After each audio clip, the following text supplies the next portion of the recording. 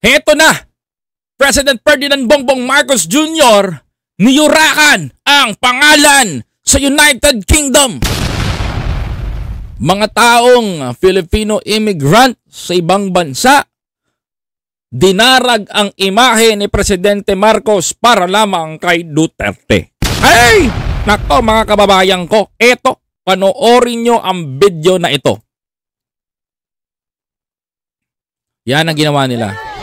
Anyway mga kababayan, pakita ko lang sa inyo ha. Pakita ko sa inyo ha. Ito yung picture na nilagay ng mga OFW na maka Duterte dito sa itsura ni Presidente. Nilagyan ng sungay, nilagyan ng kamay na ganyan at parang nananakot mga kababayan ko. Ito po yung pinrint nila at ang ginawa nila dito, binato nila ng itlog mga kababayan. Bakit? Panoorin nyo mabuti ito. Ang sabi dito, he is the traitor. He is the real traitor. Sabi dito nung nag-Pilipino. And he is the magnanakaw. Ba't tinagalog mo? He is the magnanakaw. Tingnan mo ginawa ng mga Pilipinong to ha. Panoorin nyo. And he is the one, he deserved this. Hawak niya yung itlog and ipupukol niya sa imahe ni Pangulong Bongbong Marcos. Panoorin niyo mabuti.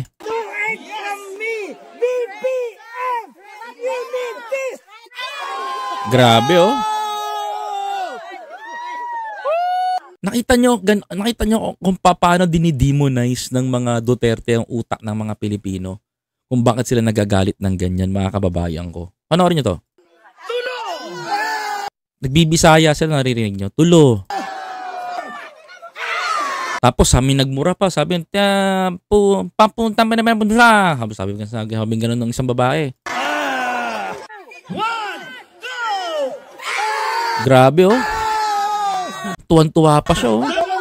Tingnan mo to. Oh. Tingnan mo kung gaano sila tuwan-tuwa. Tingnan nyo. Tuwan-tuwa oh. Oh, may gumaganon pa oh. Tingnan nyo yung mga ginagawa nila mga kababayan ko ha. Tingnan nyo, gusto ko pakita sa inyo. Grabe no? Tingnan nyo mabuti ha. Grabe no? Babatuin nila ng kamatis ng ganon. Pinagkatuwaan nila talaga na batuin yung mukha ni Presidente. More daw. Nakikita nyo ha? Nakikita nyo to mga kababayan ko ha? Palakpakan daw. Palakpakan daw. Naririnig nyo yan ha? Ito.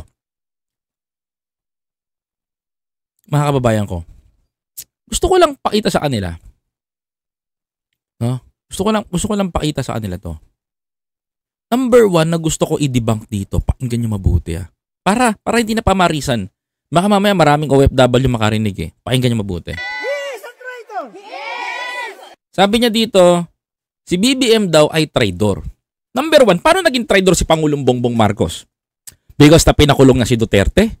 Number one, uunahin ko po, hindi po si Pangulong Bongbong Marcos ang nagpakulong kay dating Pangulong Duterte. Tandaan po ng tao na to, naaanga-anga. Bago mo batuhin, nang itlog yung presidente namin, ang tatanungin kita, paano naging traidor si PBBM samantalang hindi naman si Bongbong Marcos ang nagpakulong kay Duterte? Mismong sinabi na ni Duterte, walang kasalanan si Bongbong Marcos dyan at hindi niya alam yan dahil matagal na yung kaso na yan. Sabi ni Digong. Tama? Mga kababayan ko? At ang sabi po mga kababayan ko din ni Duterte, walang alam si BBM dyan. Ang tanong, sino ang nagpakulong kay Duterte? Si Trillanes mga kababayan. Si former senator and running for mayor ng Caloocan na si Mayor Sonny Trillanes ang nagpakulong kay Duterte. Hindi si Marcos, mga kababayan ko. Hindi po damay si Marcos doon. Kung may galit kayo, edi harapin nyo si Magdalo, party list number 42 sa balota sa Mayo. At number 4 si Mayor Sonny Trillanes sa Mayo. Yan para malaman ng lahat to. Paano siya magiging traidor, mga kababayan ko? Sige nga mga kapatid. Kaya ito nagsasalita na to dito sa UK, fake news mga kababayan. Ang laki pong fake news nito mga kapatid ha. Kaya po sinisiwalat ko sa inyo to. Sorry. Para pag narinig po ng mga kababayan natin na nanonood dyan at ipakita nyo itong video na to, fake news po yung mga sinasabi niya. Baka taga kay OJC to. Oh, tuloy mga kababayan ko. Tuloy natin. He is a real traitor. Yes, he is a traitor. And he is a magnanakaw. Putya, si Pangulong Bongbong Marcos pa lang nagnakaw mga kababayan. Boss, buti buti pa ikaw alam mo si BBM nagnakaw.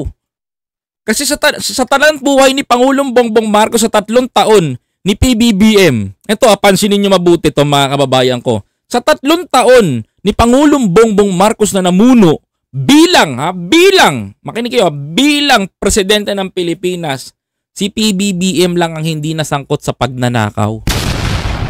Walang korupsyon sa panahon ni Pangulong Bongbong Marcos. Hindi korap si BBM. Mga kababayan, 3 years na siyang namumuno. Walang korupsyon na nadadamay at nadadawit ang pangalan ng Pangulo. Bakit mga kababayan? Kasi maayos yung pagpapatakbo ni Presidente. Oh, fake news ka na naman, kuya. Ang daling tibagin ng mga to, no, mga kababayan ko. Fake news peddler eh. Bakit? O, tingnan nyo mga kababayan ko, isa pa. And he is the one, he deserved this. And he is the one, he deserved this. O sige, batoy mo na. Do it from me, BBM. You need this. BBM! Para ka natataisara. Sa BBM! Parang may lumabas pa sa gilagid ng puwetan mo. Parang pag iri mo ng gano'n, may BBM! May lumabas eh. Kaya naibato niya yung itlog niya eh. Alam nyo sa totoo lang, napakaraming kwento nito eh. Ito yung ito yung produkto, mga kababayan ko. Sa totoo lang, nalulungkot ako. Ito yung product, mga kababayan ko, ng ginawa ni Maharlika. Oo, mga kababayan ko. If sa Pilipinas hindi tumalab si Maharlika, aminin natin sa hindi na sa ibang parte ng bansa na may Pilipino, tumalab yung mga ginawa ni Maharlika. Because he is American-based YouTuber. Right? Mga kababayan ko, unlike sa atin na 1/4, 2/3 lang ang nanonood sa atin sa US. But Maharlika kasi is American-based, kaya nasasagap niya yung ibang algorithm ng ibang bansa. So nakuha niya, and this is the effect of the mind conditioning of Maharlika. Mga kababayan ko. Alam, sa totoo lang, awang-awa ako dito sa mga Pilipino na to. Sa totoo lang. Mga kapatid. No? Sa totoo lang, awang-awa ako sa mga Pilipino na to. Alam niyo kung bakit ako naaawa sa kanila? Mga kababayan ko. Naging habit nila yung galit. Oo, naging habit nila yung galit. Naging habit na ng mga tao na to yung magalit. Because of stress, because of the, I don't know what's the, ano ko naman ang rason nila, because of emotion, mga kababayan ko. Kaya madali silang makuha, mga kababayan ko, ng kalaban. Kasi ginagamit ng kalaban yung emotion nila. Pag ginamit ng kalaban natin yung emotion nila, mga kababayan ko, makukuha nila yung simpati ng mga taong ito, mga kababayan. Maraming salamat kay Kuya Raymond Rivera. Thank you very much for your super chat. Ang laki niyan, kuya. Sabi ko, kuya, pag may sobra lang kayo, pag may sobra lang. Thank you very much, Kuya Raymond. Alam mo, nakukuha nila yung simpati, mga kababayan ko, ng taong bayan. Ngayon, gagamitin nila tong mga tao na to, mga kapatid. At gagamitin nila hanggang sa makuha nila yung gusto nilang kunin. One thing that I know, mga kababayan ko, hindi nagtagumpay si Maharlika sa Pilipinas, mga kapatid. Kaya nag-explore siya, mga kababayan ko, sa ibang bansa. At ang nangyari, mga kababayan ko, ay eto. Masaya ka na ba dito, Maharlika? Sa mga produkto ng mga maling balita mo? Masaya ka na ba dito? Kasi i-thinking mo, tagumpay ka, na minumura, mga kababayan ko, ang presidente namin? na naging presidente mo? Masaya ka na ba dito, mga kababayan ko, na nakikita mo na niyuyura ka ng bansa natin? Hindi alam ng mga tao na to, mga kababayan ko, na pinagtatawanan tayo ng ibang lahi ngayon. Yes, mga kababayan ko, pinagtatawanan tayo ng mga puti ngayon because of our attitude. Mga kababayan, pinapakita natin sa ibang bansa na ang mga Pilipino na ayaw sa pamumuno ni Pangulong Bongbong Marcos ay nagiging barbaric ang itsura. Mga kapatid, nagiging barbaric. Paano ko nasabi magiging barbaric, mga kababayan ko? Imagine niyo, the president who votes for 31 million Pilipino, babatuhin mo ng itlog at hihiyain mo sa ibang bansa. For what? Mga kababayan ko, to release your pain, emotion, para i-release yung mga dapat ninyong ayaw nyong maramdaman, mga kababayan ko. Seryoso? Mga kapatid? Ganyan na nakakaawa ang Pilipino? Mga kababayan? Ganyan na ba tayo? Mga kapatid? Alam nyo kayo, hindi nyo alam ang totoo sa mga DDS na nanonood sa akin sa UK, no? Makinig kayo sa akin. Mahal na mahal nyo si Duterte. Mahal na mahal nyo si Duterte. 'Di ba? Sige, mahal nyo si Duterte. Ang sagot nyo, mahal niyan talaga. Tatanungin ko kayo, mahal man ni Duterte yung mga pamilya nyo naiwan sa Pilipinas? Mga kababayan ko? Hindi, tatanungin ko kayo, baka sabihin nyo, oo, mahal ni Duterte, pinotektahan niya sa droga. Pero ang tanong dito, pinotektahan ba sa droga ni Duterte talaga? Mga kababayan ko? O baka baitan tao lang? Mga kapatid, isa pa, makinig kayo mga OFW sa akin. Sobrang mahal na mahal nyo si Duterte, di ba? Oo, mahal namin si Tatay Digong. Lagi nyo sinasabing ganyan. Lagi nyo sinasabi na hindi niya pinaglaban niya ang bayan natin. Putya, pinaglaban. Ang tanong sa mga OFW na nanonood, kayo ba pinaglaban niya? Really? Mga kababayan ko, reality. Kayo ba pinaglaban niya? Tanong ko lang, kayo bang mga Pilipino pinaglaban niya? Kasi kung pinaglaban kayo ni Duterte, anak ka ng teteng, ba't tayo nabaon sa utang sa Pilipinas? Bakit? Akala nyo wala kayong lusot doon sa inutang ni Digong? Tandaan nyo, kayong mga OFW, overseas Filipino worker, Filipino immigrant, makinig kayo. Sasabihin ko sa inyo kung bakit. Kayo rin ay magsasaper ng iniwanan na problema ni Duterte. Bakit ko nasabi? Umabot tayo ng 13 trillion and going to 16 trillion. And 2026 mga kababayan ko, aabot tayo ng 17.5 trillion na utang. At ang magsasaper nito, tandaan ninyo kung mahal kayo ni Digong, kayo. Bakit? Mga kababayan ko, isa kayo sa nag-generate ng dolyar sa Pilipinas at nagpapasok ng pera sa bansa natin upang umangat ang ating ekonomiya. Hindi nyo ba naisip yung mga OFW, mga Filipino immigrant? Hindi nyo ba naisip yun? Na isa kayo sa mga itunuturing na bayani ng gobyerno dahil nakakatulong kayo sa ekonomiya natin. At yung binabayad nyong dolyar at pinapadala nyo sa Pilipinas, mga kababayan, isa yan sa mga nagiging collateral ng bansa natin para makabayad tayo sa utang na iniwanan ng matandang si Digong, mga kababayan. Sabi niyo mahal niyo si Duterte. Ba't pinahirapan tayo? Sabi niyo mahal tayo ni Digong, mahal kami ni Duterte. Si Duterte lang ang nagbigay ng buhay sa amin at magandang ekonomiya sa bansa natin. Anak ka ng teteng, anak ng puta ragis naman anak ng pusang inang ireng. Ang laki ng utang natin. Nakakalula ang utang ng Pilipinas sa buong mundo. Bakit, mga kababayan ko? Laki ng inutang, unti-unti nating binabayaran tapos pahirapan tayo. Sa tingin nyo, kanino babawiin yon? Akala nyo sa inyo lang mga OFW, sa amin din. Na mga nandito sa Pilipinas. Biruin nyo sa pagkain lang namin sa restaurant, mga kababayan ko, ang bill lang namin 7,000 lamang sa restaurant. Tapos magiging magpapatungan pa ng VAT, mga kababayan ko, aabot pa ng 2,000 yung tax. Saan tayo napuntang mga Pilipino?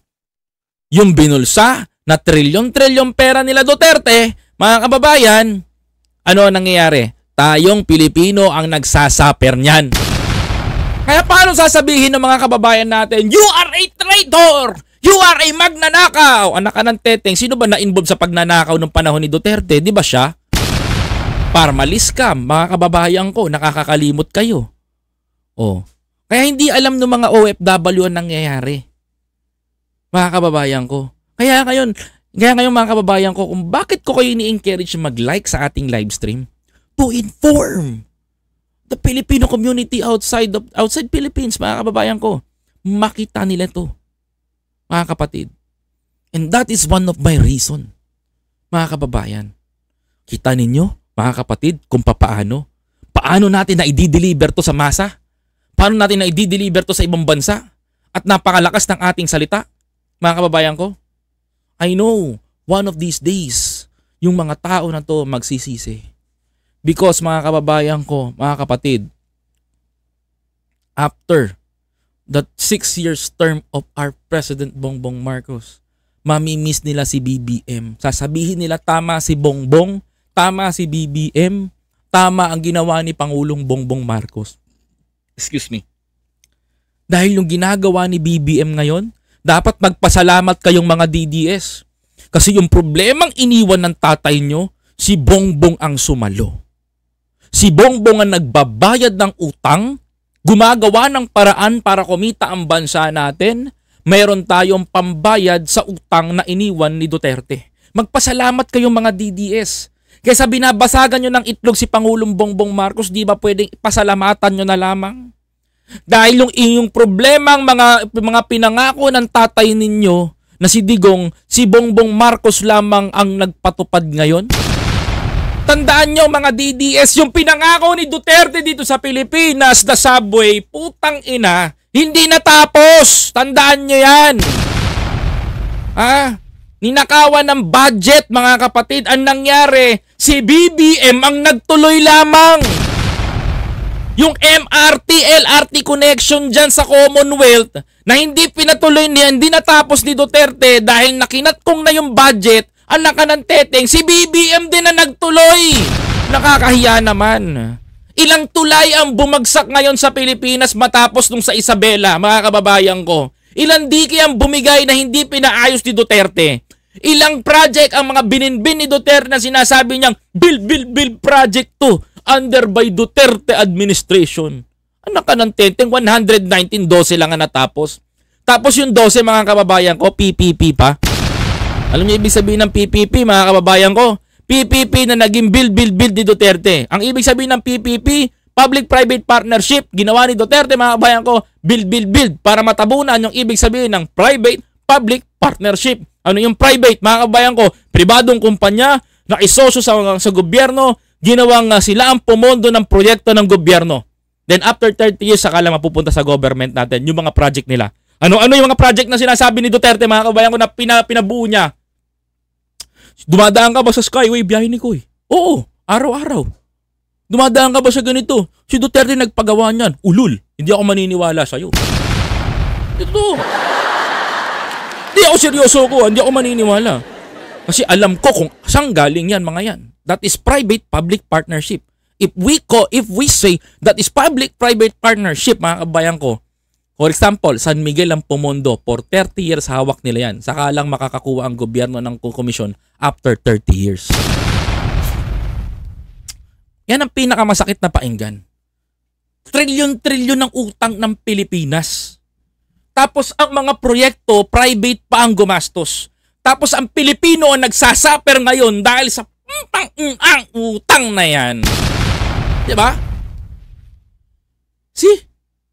Tapos bubuhusan nyo si Presidente Marcos ngayon dyan ng itlog, sasabihin nyo, you are a traitor, you are a magnanakaw, and this is for you, BBM. Diba? Mumurahin nyo si Presidente Marcos. Samantalang lahat ng iniwan na problema ng tatay ninyo na si Duterte, si Marcos lamang ang sumalo. Yan ang mga totoo, mga DDS. It's hard to believe, but it's true. Masakit sa tenga nyo kasi totoo. Hindi nyo maitatago sapagkat yung tatay ninyo kinatkong ninakawan ang pera ng pondo ng taong bayan. Hindi pa ba kayo nadala sa Parmalee scam, mga kababayan? Hindi pa ba kayo nadala, mga kababayan ko, sa samot-saring kinahantungan ng bansa natin nung namuno sila? Kaliwat kanan ang katayan, kaliwat kanan ang nakawan, kaliwat kanan ang pasugalan. At huwag kayong mag-alala, pinotektahan pa niya. Hindi na sa PAGCOR, kundi online na. Di pa ba kayo natuto, mga kababayan ko, mga Pilipino? Di nyo ba nakita ang nangyari sa Pilipinas? Kung mahal nyo ang bansa natin, bakit hinayaan ni Duterte, mga kababayan ko, nag-aasain ng inang bayan natin na mga Chinese na nagsusugal at nagtayo ng pasugalan sa bansa natin? Imagine that, mga kababayan. Sipin nyo nga yun. Bakit ganun ang ginawa sa bayan natin? Kung talaga mahal ni Duterte ang bansang Pilipinas, bakit niyurakan at binaboy nila ang sarili nating bayan? Marami na namatay at nagbuwis ng buhay para sa bansa natin. Iba't ibang bayani na ang namatay dito, lumaban para sa kasarinlan natin. Pero bakit pagdating kay Duterte, mga kababayan ko, pinoprotektahan ninyo, samantalang isa sa mga yumurak sa atin? Siguro kung nabubuhay pa si Emilio Aguinaldo, todo firing range to sa Cavite. At baka mamaya kung nabubuhay pa si Juan Luna, mga kababayan ko, di na mag-aatubili si Juan Luna pumunta sa bahay nito. Sabay, bang! Tapos na rin si Duterte. Kaya hindi na rin ako nagtataka, mga kababayan ko, kung buhay pa si Jose Rizal, mga kababayan ko, malamang sa no limita, yung no limitang hiri at El Filibusterismo, madudugtuhan pa ng El Filiubus Duterte. Kaya mga kababayan ko, isipin nyong mabuti bago bumuka ang bibig ninyo dyan sa ibang bansa. Isipin nyong mabuti, mga kababayan, kung ano ang kanilang nagawa. Kung may naiambag mang maganda o sadya tayong pinaglaruan nila. Maraming salamat at nakaabot ka sa punto na to, mga kababayan ko. Maaari mo ba ako i-follow, like, comment, share, and subscribe to my YouTube channel para lagi kang updated sa mga biyahe ni Koy Movements na ginagawa natin. Alright, huwag mo kakalimutan sa Mayo, number 134 sa balota, ABP Party List, ang bombero ng Pilipinas.